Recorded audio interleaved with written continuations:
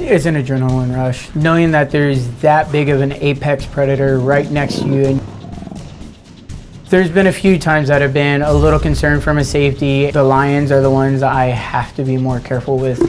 There's body language. You can kind of gauge what mood the animal is going to be in.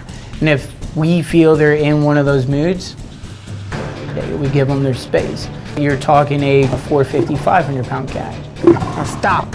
It could take them getting mad over something little, and that's it. You're not walking out of that cage.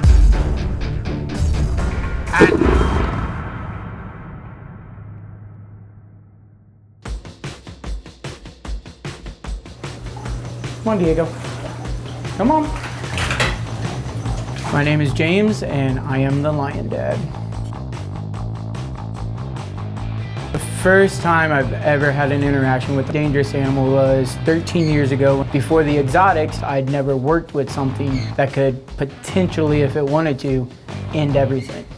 There's been a few times that I've been a little concerned from a safety. We transport sharks sometimes for our other facility, and the shark spun and grabbed my swimming trunks, and it could have ended a whole lot worse than what it did. Our mornings start with getting the food ready for everybody, checking waters, making sure the enclosures are clean. We check the animals over for health and make sure nothing has happened overnight.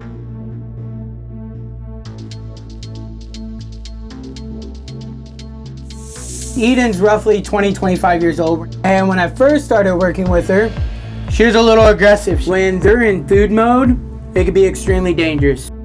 I like to rub my hand on them to let them know I'm not food, so they don't view me as food. Now Eden is big enough, if she wanted to, she could eat a small person. They're one of the few snakes that are classified as people eaters. Right now she's roughly 15 foot, so she could easily eat a small child if she just decided to.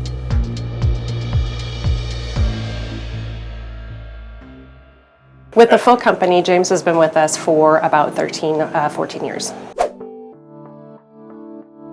I think James has a natural ability. I think that he was made to communicate and be with animals. It is really a gift. All of our animals are rescues. They come from either other facilities, whether it be they can no longer take care of the animal or the facility is closing down, but they're all rescues. So where we're headed now is to our British Columbian wolves, Giacomo and WAFFLES. These guys are one of my favorite animals to work with and probably the ones that I'm the closest with. They were abandoned by their mother at 5 days old, and we bottle raised them from that point.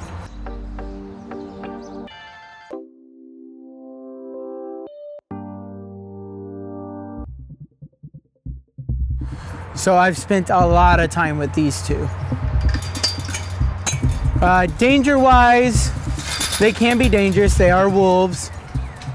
They don't really trust a lot of people, and with the wolves, everything's built on trust with these guys. Come here.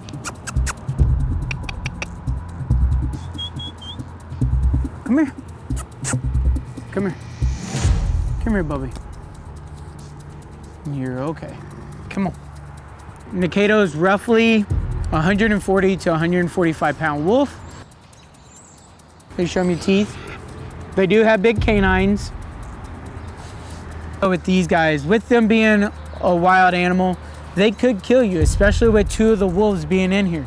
Even one wolf, if he's out to hurt somebody, physically, you cannot stop him. You can have upwards of 1,600 pounds of pressure per square inch in their jaws. He could break bones with a bite. But with wolves, they're not these super aggressive animals down to hunt and kill people like movies and TV portray them to be. They're one of the sweetest animals out there.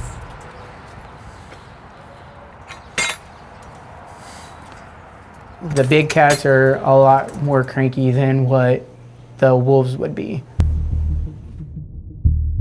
We're about to go feed the big cats, and with that, it can be exceedingly dangerous. Every day is completely different. The food brings out that the predator in the predator. If they wanted to take you out, it's a matter of seconds.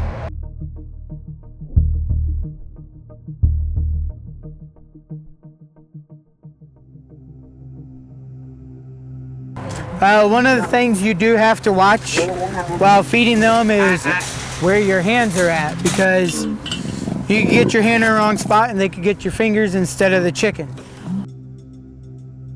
But you're talking a 250, 300 pound cat that right now is a year old that's gonna end up being a 450, 500 pound cat. It could take them getting mad over something little and that's it, you're not walking out of that cage. The lions are the ones I have to be more careful with. There's body language. You can kind of gauge mood the animal is going to be in. And if we feel they're in one of those moods, we give them their space. Come here. Come here. Thanos. Come here. So these are our African lions, Zella and Thanos. Zella is a female, Thanos is our small male. Zella's almost 3 years old, Thanos is going on 2. Not really scared right before I go in, but there's always that cautionary thought of what kind of mood the animal's in. I get knocked around a little bit, but they've never severely hurt me. If they wanted to, it'd be a matter of seconds if these guys wanted to do something, especially with 2 of them being in the enclosure at the same time. And now it's time to go in. As far as they're concerned and as far as I'm concerned, in a real way, I am their parent. I did take the position of their mom. I bottle fed them, I meat fed them their first meals of meat. Zella, one of the things she started doing at a very young age, and she continues to do it sometimes, is every now and then she'll suck my thumb. Good girl.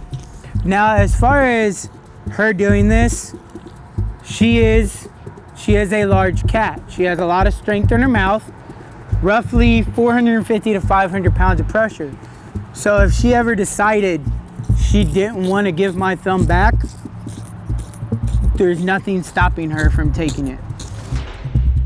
As far as the feeling goes, imagine wet sandpaper wrapped around your thumb with water on the inside and a vacuum cleaner. And then you get a whole bunch of slobbers. Well, a lion sucking on the thumb is a little bit weird, but I do know that he and Zella have a really unique relationship. The cats understand him and he knows how to read them in such a way to be able to respect them as well as to give them the love that they need. It shows that they are family animals. They are pack animals by nature. They have to have something to bond to. And in the beginning, it was me. And I've just continued to build that relationship with those said animals.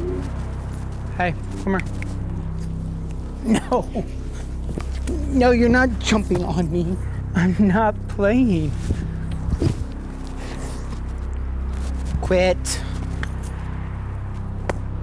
Behave. You behave. I'm gonna shift you. You better quit.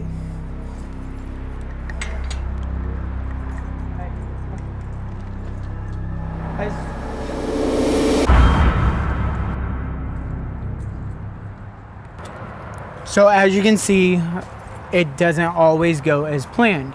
He was getting a little rambunctious, so we put him up for a little bit. Basically like you would a kid, he goes into timeout. He's technically still a toddler. He's only a 1.5 years old. It could have been the new environments, the new smells. As far as wanting to do anything else in life, not a chance. I wouldn't give this up for anything. And the relationship with these guys, it just gets stronger and stronger every day. But just like any other relationship, you're going to have hiccups, as you saw earlier. But you move past them and tomorrow's another day.